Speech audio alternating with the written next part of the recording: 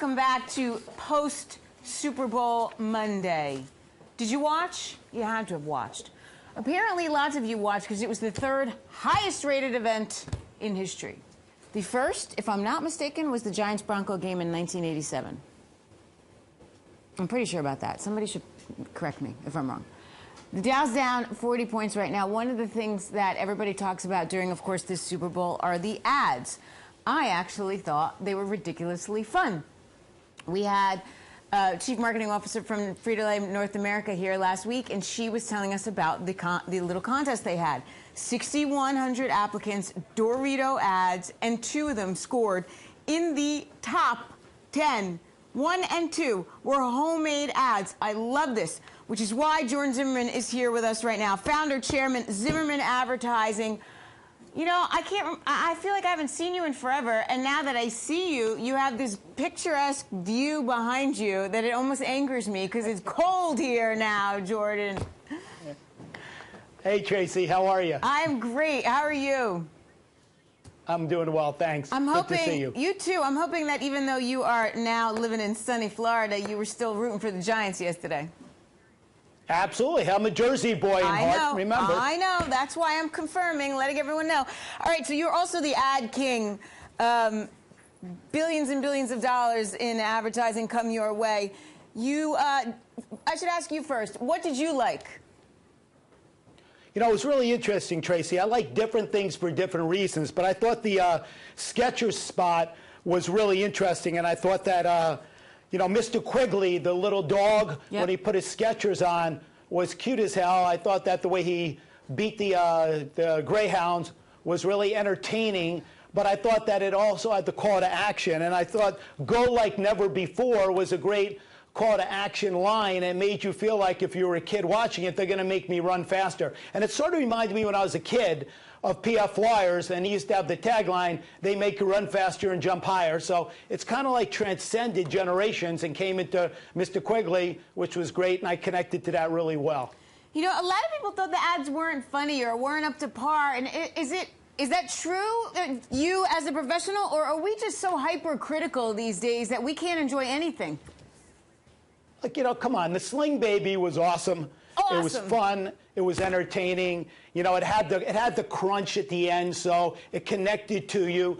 You know, I think, you know, if I have any criticism of the ads whatsoever, they don't have a big enough call to action. But other than that, the ads were hugely entertaining. You know, even some of the ads for some of the other things with some of the top models, I mean, you couldn't turn away. You had to just ask yourself, wow. You know, one of the criticisms I heard is that the companies that are advertising are same ones every year. We're not getting new ones in. At $3.5 million for a 30-second slot, that could very well be why. But there was a time, I guess, when you had a lot of .coms come to the foray. I mean, we still have CareerBuilder.com here, but we had Pets.com. You remember the sock puppet? Nothing. We're not seeing that. Is that a sign of the economy? Well, what's the difference there? I think that, you know, look, it's gotten very expensive to advertise in Super Bowl, and you also have to look at the value proposition that's attached to it. Adrian Lima, beautiful, sexy Adrian Lima, she stole the show. She sure did. If you look at that, you look at Kia and Teleflora, she kicked it. And let me tell you, I don't know, you know, those are 2 brands that have really stepped up, Teleflora and Kia. It's amazing they both use the same woman in their spot, so it says a lot about her, and it says a lot about her entertainment value or her Q score that have people the desirability. Yeah, big Victoria's Secret model. The Kia ad I thought it was fabulous. With the with the car, the Fiat, and it was just awesome. Now, let me ask you this: do you think that it's worth it? $3.5 million for 30 seconds. Some people paid $4 million depending on placement in the game. Is that worth it?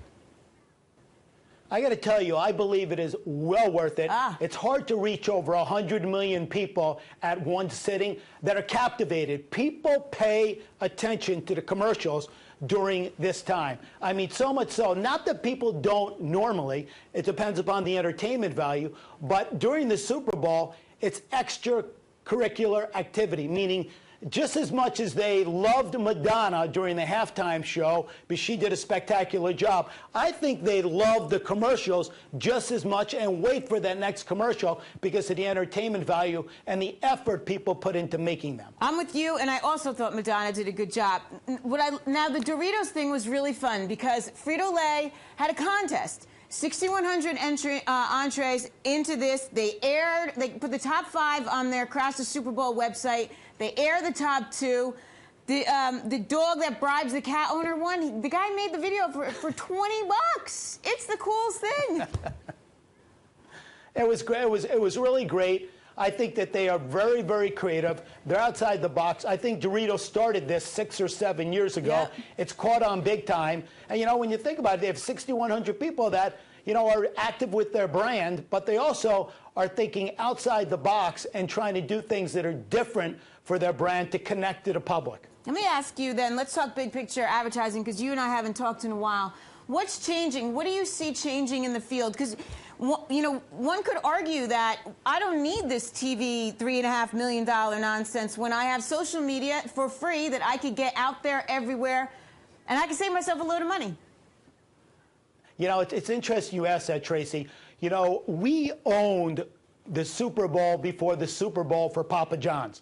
And we did it in a really unique way. What we did was we reinvented the coin toss of Jerome Bettis from 1996, where he called the coin toss and then he changed his mind.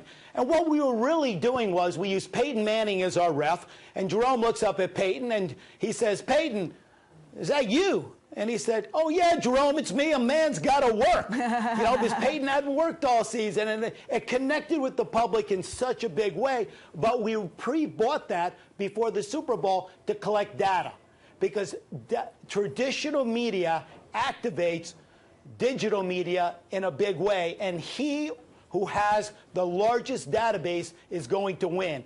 And they were coming in droves to Papa John's and registering on the site. So you are correct, Tracy.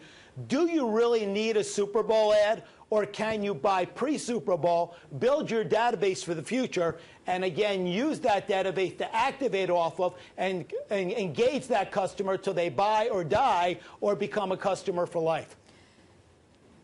You Sleep When You Die is Jordan's blog, and you should check it out, anybody out there, because it's great and it's hysterical. And you had the best Michael Jordan quote on the other day about perseverance, and I sent it to my son's entire basketball team.